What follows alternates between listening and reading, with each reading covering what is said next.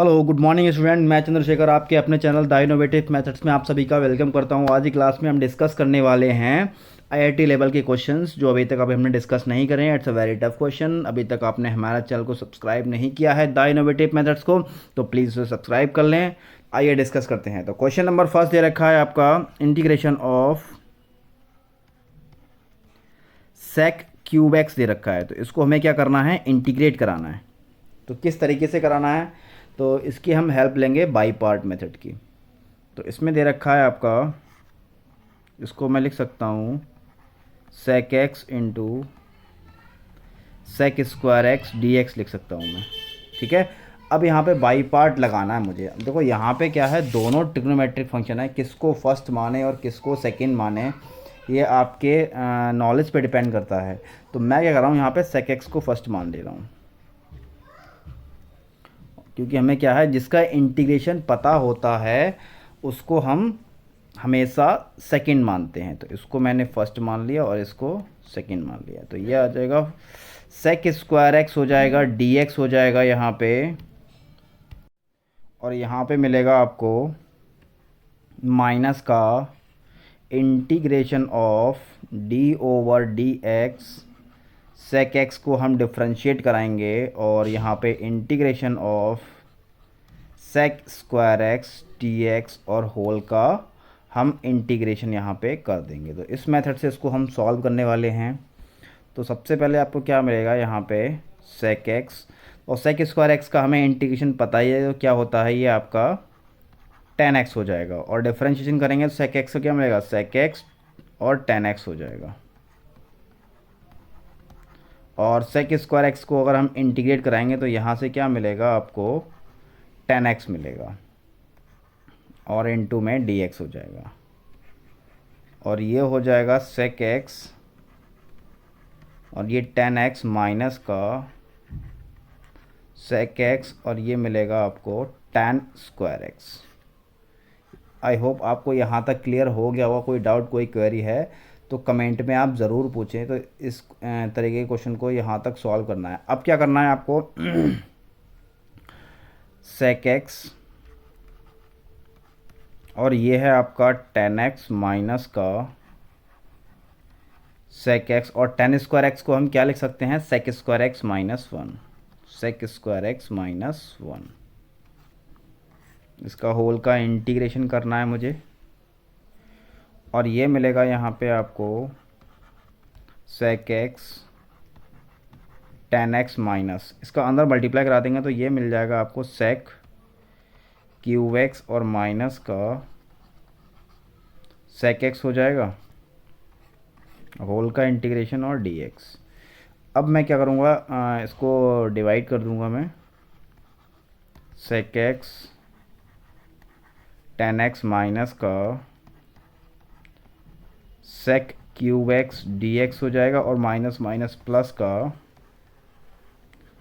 सेक x और d x हो जाएगा। ठीक है। अब देखो यहाँ पे क्या है, आपको सेक क्यूब एक्स है, यहाँ पे मैंने क्या करा था, इसको आप आई लेट कर लो। ठीक है। तो सारी चीज़ें आई में ही चल रही हैं। तो यहाँ पे ये भी आई चल रहा है और यहाँ पे ये भी आई चल रहा है। तो मैं इसकी जगह आई लिख सकता हूँ, बिल्कुल लिख सकता हूँ। सेक एक्स हो जाएगा और यहाँ पे आपका टेन एक्स माइनस का आई मिलेगा और प्लस का सेक एक्स का इंटीग्रेशन यहाँ से क्या मिलता है, log sec x plus tan x. Direct integration formula है ये आपका। ठीक है। ये आपको पता होना चाहिए कि किस तरीके से हम यहाँ पे अप्लाई करते हैं और कैसे हमने निकाला था। साथ में एक कांस्टेंट टर्म आ जाएगी। अब इस आई को इक्वल के दूसरे साइड में लेकर जाऊँगा तो यहाँ पे क्या मिलेगा, आई प्लस आई मिलेगा और इक्वल टू सेक एक्स हो जाएगा और ये आपका टेन एक्स और यहाँ पे प्लस का हो जाएगा लॉग सेक एक्स हो जाएगा और प्लस का टेन एक्स मिलेगा और प्लस का सी। आई क्या हो जाएगा, यहाँ पे टू आई हो जाएगा और ये हो जाएगा सेक एक्स और टेन एक्स प्लस का log sec x plus tan x हो जाएगा। अब आई का वन बाई टू कर सकते हैं, आई इक्वल टू ये हो जाएगा आपका one by two sec x और tan x प्लस, और ये हो जाएगा आपका log sec x plus tan x हो जाएगा, साथ में एक कांस्टेंट टर्म। ये इस क्वेश्चन का फाइनल आंसर होगा। आई होप आपको अच्छे से क्लियर हो गया हो। कोई डाउट कोई क्वेरी है तो कमेंट बॉक्स में आप ज़रूर पूछें। तो एक क्वेश्चन और है, ये भी बहुत ज़्यादा इम्पॉर्टेंट है और एग्ज़ाम में हर बार पूछा जाता है। ठीक है, तो क्वेश्चन है आपका x e to the power x और अपॉन में दे रखा है 1 plus x to the whole square d x. अब इसको किस तरीके, सबसे पहले आप क्या करो, इसको स्प्लिट कर लो। स्प्लिट कैसे करना है, तो इसमें देखो नीचे दे रखा है 1 प्लस एक्स, तो मैं क्या कर रहा हूँ यहाँ पे एक प्लस का 1 और माइनस का 1 इसमें ऐड कर ले रहा हूँ। ठीक है, तब हम इसको स्प्लिट कराते हैं, इससे क्वेश्चन थोड़ा आसान हो जाएगा। देखो ये क्वेश्चन तभी आपको समझ में आएंगे तब बहुत सारा आपका प्रैक्टिस हो जाएगा। तो मैं x प्लस 1 इंटू ई की पावर x हो जाएगा, माइनस हो जाएगा ई की पावर x, और टोटल के अपॉन में क्या मिलेगा 1 प्लस एक्स का होल स्क्वायर मिलेगा। अब इसको आप स्प्लिट कर लो, टर्म्स को, दोनों टर्म्स को आप क्या कर लो, स्प्लिट कर लो।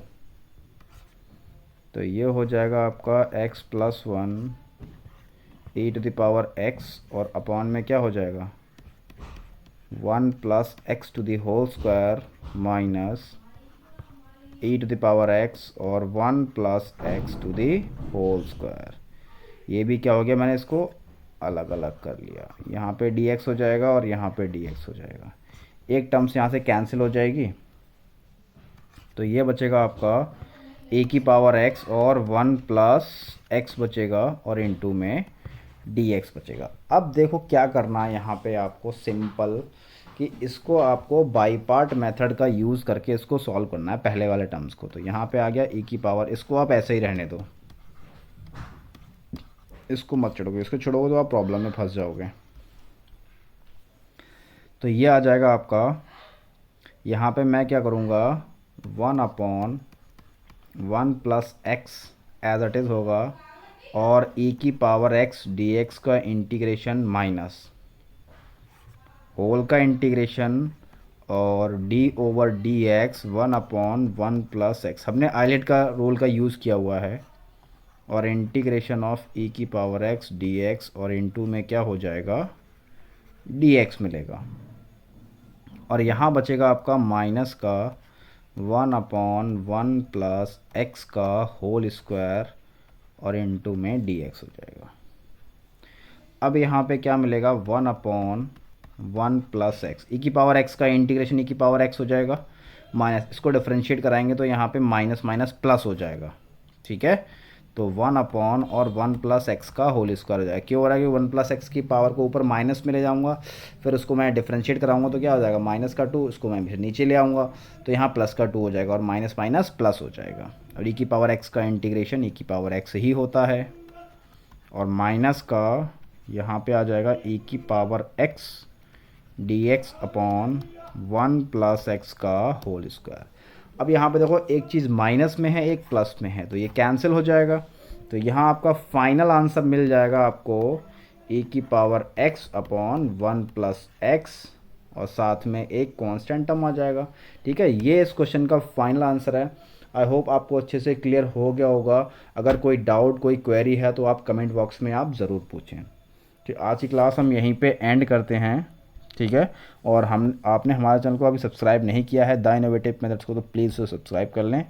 Thank you class.